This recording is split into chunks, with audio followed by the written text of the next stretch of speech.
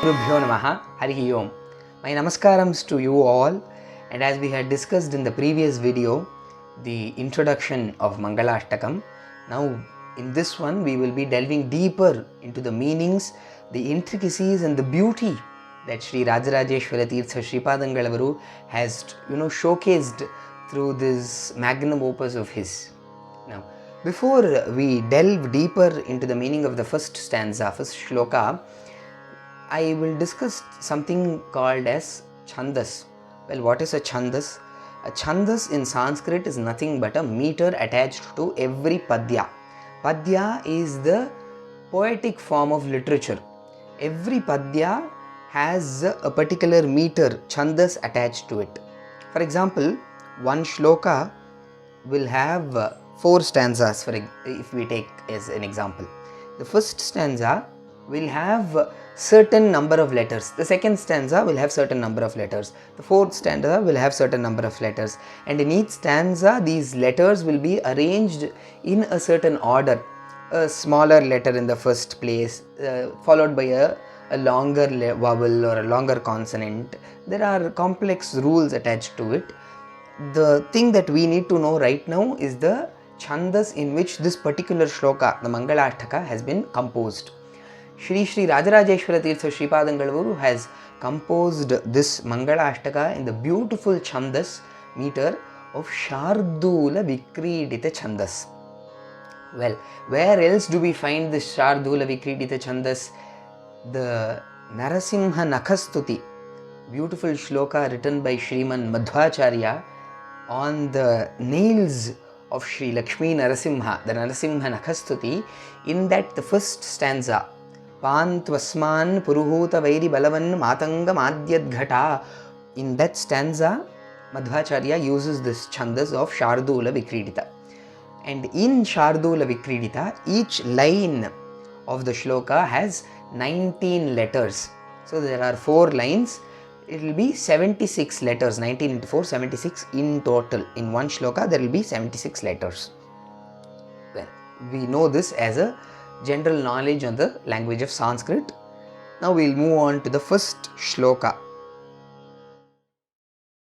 Lakshmiryasya parigraha kamalabhusunurgarutman rathaha Pautraschandra vibhushanas suraguru Sheshascha shayyasanaha Brahmandam varamandiram suragana Yasyaf prabhos sevakaha Satrailokya kutumba palana paraha Kuryat harir mangalam. Yes. This shloka invokes none other than Mahavishnu, Sri Hari.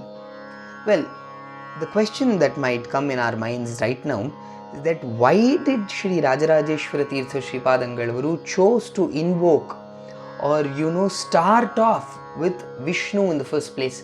He could have started with his Guru, he could have started with Ganapati. There is no discrimination here, but he could have used any other deity. Why did he choose Vishnu? He was a Vaishnavite, that is there, but the deeper reason why he chose Vishnu can be traced back to the wonderful kriti of Vishnu Sahasranamam, which all of us obviously would have heard in the mesmerizing voice of Bharat Ratna Srimati M.S. Subbalakshmi Amma. In that Vishnu Sahasranama, we might recall one stanza, Pavitranam pavitram yo mangalanam cha mangalam Daivatam devatanam cha bhutanam yo avyayaf pita. This stanza particularly celebrates Vishnu as the one who is pure than the purest. Pavitranam pavitram, mangalanam cha mangalam, the one who is auspicious than the auspicious. That is why Sri Rajarajeshwara Tirtha Sripadangalaru has chosen to begin with Vishnu in his beautiful kriti of Mangalashtaka, because he is the Mangalanam Mangala. Now, the first stanza, as we've already heard, he discusses very beautifully, compares Mahavishnu to a grihastha, an householder. How? That will be very intricate and very interesting to understand. But the first thing that Rajarajeshwara Tirtha Shripadangalavaru starts off with is Lakshmi. The first word in Mangalashtaka is Lakshmi. Obviously, Lakshmi is the mother of the universe. As described by Madhvacharya in his Dwadasha Stotra, she is the one with whose, thought the world is created, preserved and destroyed. The one who gives the positions to great devatas like Brahma, Rudra, Vayu, Indra. That Mahavibhuti, as discussed by Madhvacharya in the Dwadasha Stotra, called Vishwasthiti Pralaya Sarga Mahavibhuti. And Mahalakshmi is also in our Sanatana Dharma an epithet of auspiciousness and prosperity, so it is apt to start with her name. Above all this, another meaning is, in all our homes, the most important person is the mother. That is the reason why Rajarajeshwara Tirtha Shripadangalavaru starts with Lakshmi when comparing our house to his. He says, Lakshmi yasya parigraha, the one who has Mahalakshmi as his wife. Imagine having Mahalakshmi as his wife. That is a kind of an attribute, an adjective to Bhagavan, because he has her by his side. Lakshmi yasya parigraha. Okay, there is a wife. Is there any children? Is there a son perhaps? Yes. Kamala bhuhu sunuhu. He has Kamala bhuhu, the one who has originated from a lotus, as his son. Who has originated from the lotus? Brahma. Kamala bhu sunuhu. He has a wife, he has a son. Wife needs to go out for everything of her purpose. The son needs to go to school, etc. They need a vehicle. Does he have a vehicle? Yes, he is obviously rich. Lakshmi is his wife. So he has the fastest vehicle on earth. Garutman Rathaha. Garuda. The fastest celestial being is his Ratha, is his chariot. And then there is a wife, there is a son, there is a chariot. Is there any next generation, perhaps a grandson? Yes. Who is that grandson? Pautrash Chandra Vibhushanaha. The one who sports the crescent moon on his head. Shiva. Chandra Vibhushana. Chandra Maulishwara, as he is called, is the grandson, it seems. Now he has a grandson, he has a family, he has a house. All these people need to sit, they need to relax, right? Is there any furniture or any eminence in that house, amenities or something like that to sit? Yes. Suraguru Sheshascha Shayyasanaha. Adishesha is the Shayyasana, it seems. And how is that Adisesha? Is he any normal Adisesha? No.